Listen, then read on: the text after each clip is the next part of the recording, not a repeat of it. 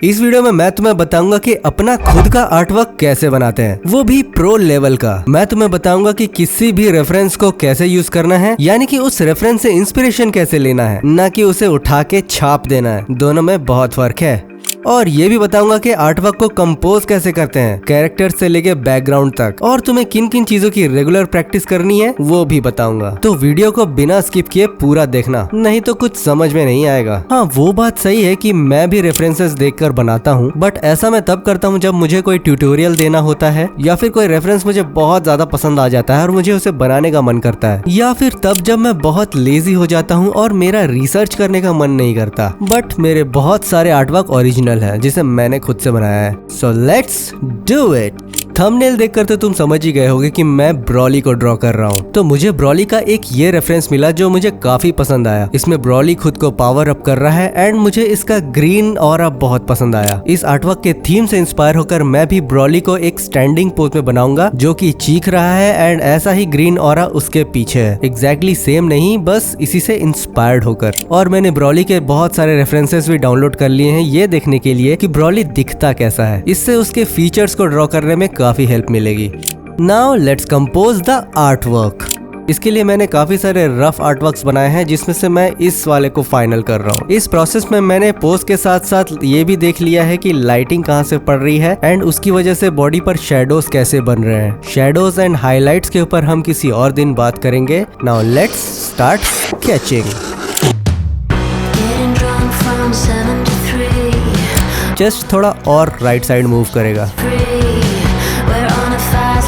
By the way, ऐसे pose वाले reference बहुत मिल जाएंगे बिकॉज ब्रॉली का ये पोज काफी कॉमन है, बट ये आर्टवर्क मेरा डिजाइन किया हुआ है।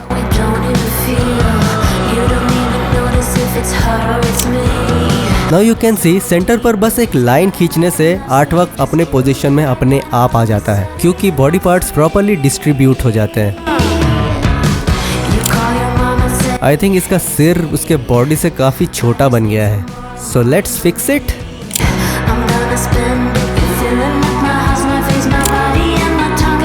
अब वैसे तो ब्रॉली की बॉडी बहुत ही ज्यादा बल्की एंड बड़ा है, दैट्स वाई उसका सर छोटा दिखता है, एंड उसको कवर अप करने के लिए उसके बाल बहुत ही ज्यादा बड़े एंड घने होते हैं, एंड इसलिए वो ओवरऑल सही दिखता है।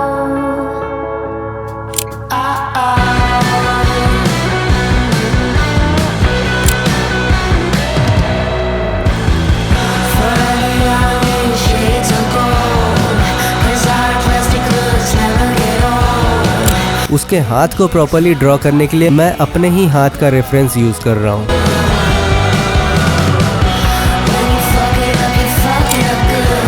Now the sketch is done.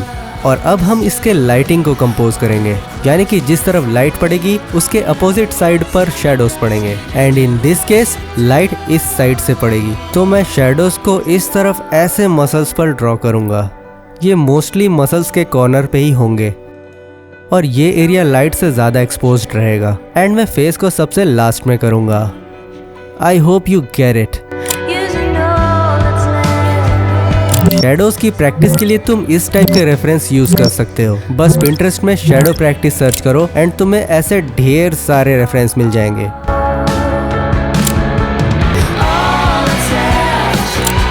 And इसी के साथ sketch done. Have a look.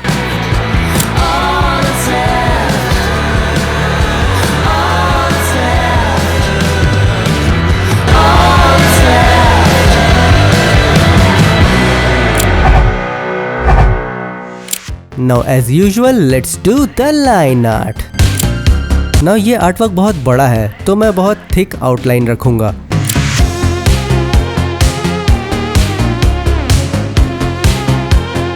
Line art हो जाए तो मैं तुम्हें एक सीक्रेट बताता हूँ, just wait. But line art का प्रोसेस तुम क्या ही देखोगे, so let's erase it and move forward. Now you can see मैंने आउटर साइड पर लाइन आर्ट किया है, एंड अंदर के एरियाज पर मैं डायरेक्टली कलर से ही डिटेलिंग करूंगा। एंड मैंने लाइन आर्ट का वेट डिस्ट्रीब्यूशन भी किया है, जहां पर कहीं कहीं पर लाइन थोड़े मोटे हैं एंड कहीं कहीं पर काफी पतले। इससे आर्टवर्क पर काफी वेट एंड डेप्थ आ जाता है, एंड मैंने बहुत सारी जगह पर क्रॉस हैचिंग भी की है। So that's it. Now let's colour it.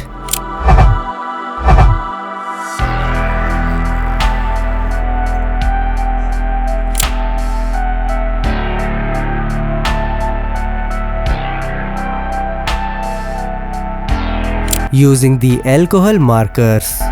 Now let's start with the hair and सबसे पहले मैं डार्क शेड्स यूज करूंगा। एंड याद रखना है कि लाइट इस तरफ से आ रही है, तो शैडो पार्ट्स को हम इस तरफ से ऐसे ड्रॉ करेंगे, यानी कि हेयर के कॉर्नर्स पर। Alright, so let's do it. Using this dark colour मैं पहले हेयर लाइंस को डिफाइन कर रहा हूँ, इससे बाल अलग अलग दिखने लगेंगे।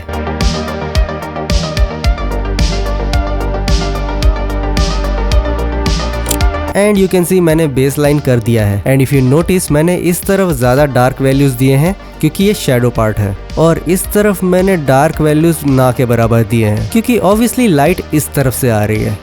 ये बहुत इंपॉर्टेंट स्टेप है एंड इसे मिस बिल्कुल भी नहीं करना है। अब थोड़ा कम डार्क कलर यूज करते हैं, इसे तुम मिड टोन कह सकते हो क्योंकि ये dark values and light values के बीच का कलर होता है। इस प्रोसेस में मैं बालों को पूरा डेप्थ दे रहा हूँ, तो इससे ये भी पता चल जाता है कि लाइट टोन कहाँ कहाँ पे करना है। हर बाल के सेगमेंट में अलग अलग डिटेल्स हैं। Few, that was tough. अब मैं इस पर एक थर्ड लेयर करूंगा जो इससे थोड़ा हल्का शेड रहेगा।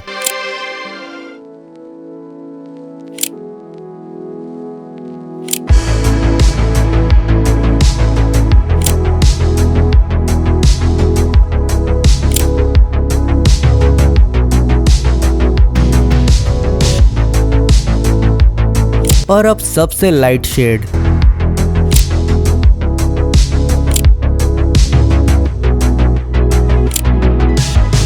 एंड बालों पर 4 लेयर करने के बाद now it's done and it's looking good. क्या कहते हो तुम लोग? अब बॉडी में भी 4 टाइप के लेयर होंगे। एक जो लाइट से सबसे ज्यादा एक्सपोज हो रहा है, एक डार्क कलर जिससे मैं डार्क वैल्यूज दूंगा, एक मिड टोन होगा जो कि डार्क कलर से ब्लेंड होता हुआ जाएगा, and some colour dodge effect, यानी कि जहाँ पर लाइट पड़ेगी वो एरिया थोड़ा ग्लो करेगा। तुमने देखा होगा कि स्किन पर जब लाइट पड़ती है तो स्किन थोड़ा ग्लो करता है, तो मैं कुछ वैसा इफेक्ट देने की कोशिश करूंगा। तो आगे बढ़ते हैं। आई am using these colours and मैं फेस को बाद में करूंगा, पहले बॉडी से शुरू करते हैं। यहाँ भी पहले डार्क कलर से शुरू करते हैं।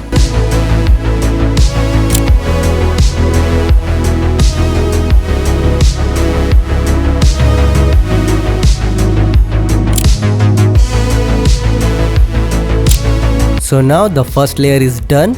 अब सेकेंड लेयर करते हैं जिसमें मैं मिड टोन ऐड करूंगा, यानी कि और वैल्यूज देना चालू करूंगा।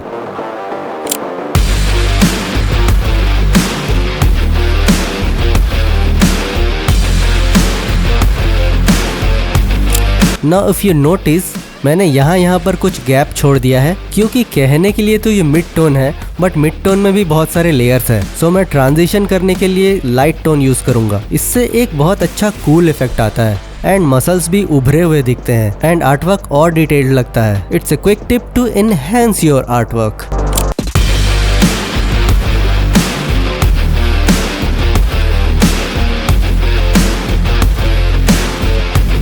फेस को भी कर लेते हैं। Now let's do the fun part, यानी कि ट्रांजिशन इफेक्ट। जैसा कि मैंने पहले कहा, ये एक लाइट शेड है।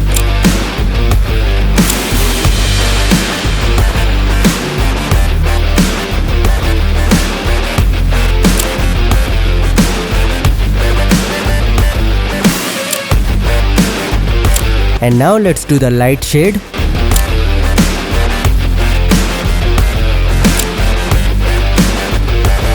And now it's done. But wait, जैसा कि मैंने कहा था अभी एक स्टेप और बाकी है। नाउ यू कैन सी जिस बॉडी पार्ट पर लाइट सबसे ज्यादा पड़ रही है उन जगहों पर मैं थोड़ा ग्लो इफेक्ट डालूंगा, जिसको हम कहते हैं कलर डॉज इफेक्ट। इससे होगा ये कि जो स्किन लाइट के डायरेक्ट कांटेक्ट में आती है वो थोड़ी ग्लो करने लगेगी। तुमने बहुत सारे प्रोफेशनल आर्टवर्क्स में ये देखा होगा, और अगर नहीं देखा तो अब देख लेना जाके। So I am using this bright skin colour.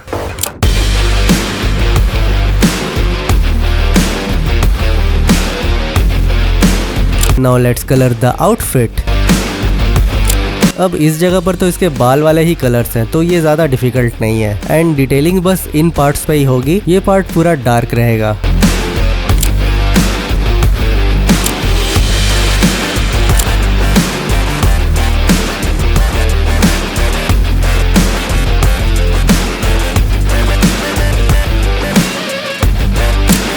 मैंने डायरेक्टली कलर से ही इसे फर वाला शेप दिया है ताकि पता चले कि ये फर से बना है, और इसमें मैंने सिर्फ 2 ही लेयर किए हैं। So let's continue. You think I would look pretty on your arm once you cover up my bruises and battle scars, but it always ends the same. And obviously guys यहाँ पर सबसे light shade होगा।